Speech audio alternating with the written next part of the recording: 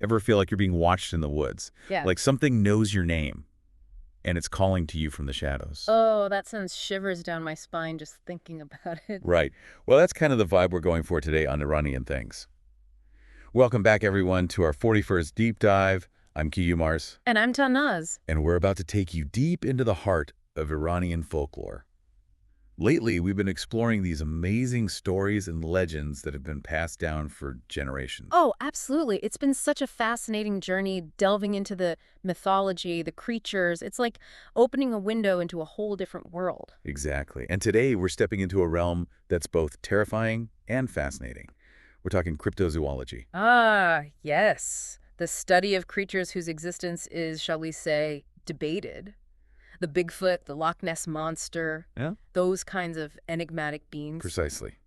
And the creature we're tracking today is a true embodiment of those primal fears we have about the unknown. Deep in the forests of Iran, there are whispers of a creature called the Ye-Lang, or sometimes the Yil. This is a creature that has haunted the imaginations of people for centuries. It's the kind of story that makes you think twice about venturing into the woods alone, especially as the sun starts to set. So let's get right into it, shall we? What do the stories tell us about where this creature lurks? What makes it so elusive? Well, the legends say that the Yalang prefers the most remote parts of the forests. You know, those deep, dark places where the sunlight barely reaches, the kind of places that feel ancient and untouched. Adding to that sense of isolation and mystery, right? Like encountering this thing would be a truly rare and unsettling experience. Absolutely. And then there's the name itself, Yalang, or Yil. It can be interpreted in a few ways, but one meaning is connected to strength, to power. So it's not just about having one leg, like some kind of hopping monster. No, no, it's more about the idea that this creature is so strong that it only needs one leg to be more powerful than any human. That's a pretty intimidating concept. It is. And then you have descriptions of its footprints. Some accounts compare them to, get this, a large copper tray. Just imagine the size and weight of something that could leave a footprint like that. Oh, man. That is one footprint I would not want to see in the woods. Right. But the Yalong's potential size and strength are only part of the story. What makes this creature truly terrifying are the legends about its behavior. It's said to specifically target people who are alone in the forest. So it's not just some random encounter. This suggests a deliberate predator, something that seeks out lone individuals, almost like it knows they're vulnerable. Exactly. There's a sense of cunning, of awareness that makes it all the more unsettling. And then there's the detail that truly chills me to the bone. The Yalang. It calls out to its victims by their names. Whoa, hold on a second. That's next level creepy. How in the world would it know their names? Does it have some kind of supernatural connection to humans? Can it tap into our identities or something? That's the question, isn't it? Is there something truly supernatural at play here? Or is it, as you said before, about the power of fear itself? Our minds creating the most unsettling scenarios possible. Maybe our fear is what gives this creature its power. Possibly. But let's delve into the descriptions a bit more. What does this creature actually look like according to the stories? Yeah, let's get a picture of this thing in our minds.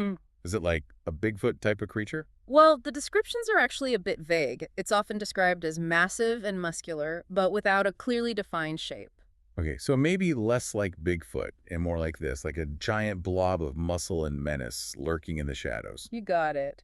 But there is one feature that's consistently mentioned.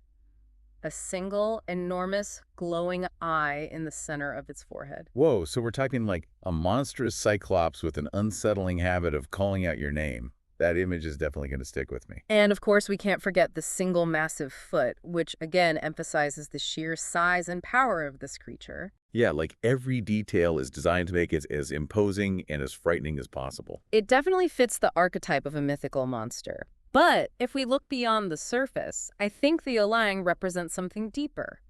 It embodies those primal fears we all have about being alone in the wilderness, the vulnerability we feel when surrounded by the unknown. Right. That fear of isolation, of being watched, of not knowing what lurks in the darkness. The Along takes those fears and turns them into something tangible, something monstrous. Exactly. The ylang is a symbol of those anxieties, given form in the shadowy depths of the forest. And the fact that this legend has persisted for so long that it's still whispered around campfires today tells us something about the enduring power of those fears. You know, it really makes you wonder, is there any truth to these stories? Or are they just campfire tales designed to keep us close to the firelight? Maybe there's a reason these stories have resonated with people for generations. Maybe they tap into something real, something we haven't quite figured out yet. That's the beauty of folklore, isn't it? It sparks our imaginations and leaves us with more questions than answers. Absolutely. And speaking of questions, we want to hear from you. Have you ever felt that sense of dread, that feeling of being watched when you're alone in a wild place? Have you ever heard a voice you couldn't quite place? Let us know in the comments. We love hearing your thoughts and experiences, especially those that connect with these ancient legends. And if you enjoyed our deep dive into the world of the Yalong, don't forget to subscribe, like, and tell your friends about Iranian things. We'll be back soon with another deep dive into the mysteries and marvels of Iranian lore. Until then, stay curious. Mm. And maybe keep an ear out the next time you're in the woods. Just in case. Exactly. You never know what might be listening. Mm-hmm.